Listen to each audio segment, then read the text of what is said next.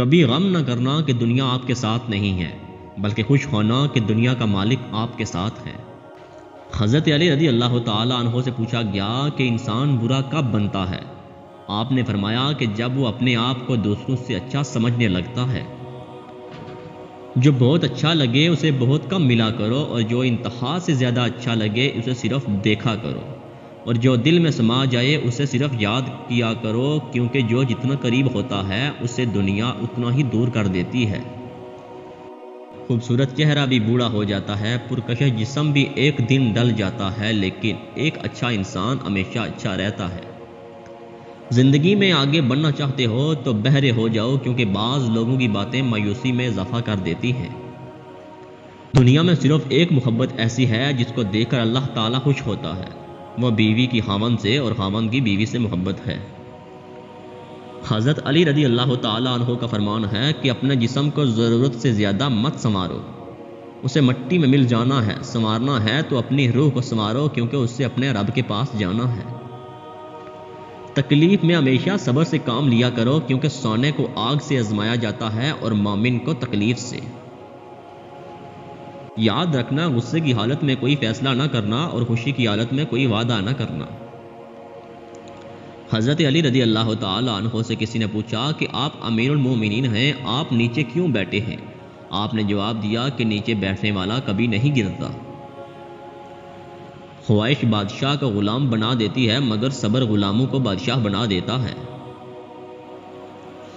حضرت علی رضی اللہ تعالیٰ عنہ نے فرمایا کہ خوشی انسان کو اتنا نہیں سکھاتی جتنا کہ غم سکھاتا ہے۔ نیک بننے کے لیے ایسے کوشش کرو جیسے حسین بننے کے لیے کوشش کرتے ہو۔ تم جو گالی غصے میں یا مذاق میں دے دیتے ہو وہ تمہاری قبر کے لیے ایک بچھو بن جاتا ہے۔ حضرت علی رضی اللہ تعالیٰ عنہ نے فرمایا سب سے بڑا جاہل وہ ہے جو ایک پتھر سے 2 دفعہ ٹھوکر کھائے۔ 6 چیزوں کی شکایت کبھی نہ کرنا: اپنی قسمت کی، اولاد کے سامنے اپنے بڑوں کی، اپنا ذاتی مکان ہوتے ہوئے بھی اس کی تنگی کی، بھول کر بھی اپنے ماں باپ یا استاد کی، غیر کے سامنے اپنے دوست کی، اور رخصت کرنے کے بعد اپنے مہمان کی۔ نماز کی فکر اپنے اوپر فرض کر لو، خدا کی قسم دنیا کی فکر سے آزاد ہو جاؤ گے اور کامیابی تمہارے قدم چومے گی۔ 2 چیزیں اپنے اندر پیدا کر لو: چپ رہنا اور معاف کرنا، کیونکہ چپ رہنے سے بڑا کوئی جواب نہیں اور معاف کر دینے سے بڑا کوئی انتقام نہیں۔ جتنا زیادہ اللہ کا شکر ادا کرو گے اللہ تمہیں اتنا ہی زیادہ عطا کرتا جائے گا۔ محبت میں خوبصورتی اس وقت معنی رکھتی ہے جب آپ کا ہمسفر آپ کو دین کے قریب کر دے۔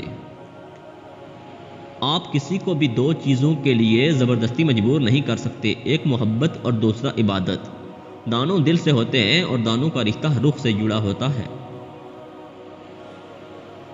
3 لوگ جب آپ کے سامنے بات کر رہے ہوں تو انہیں مت روکیں: والدین، بچہ، غمزدہ انسان، کیونکہ ان کا دل بول رہا ہوتا ہے۔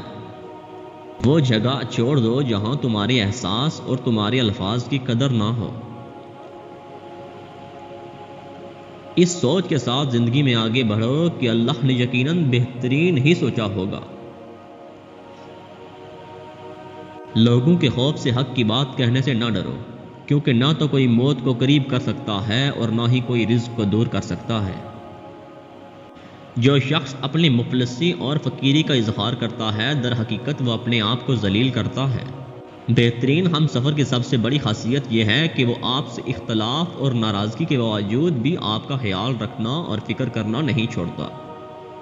جو وقت گزر گیا ہے اس کو یاد کر کے کچھ اصول بنا لیں، جو باقی رہ گیا ہے وہ بہتر ہو جائے گا۔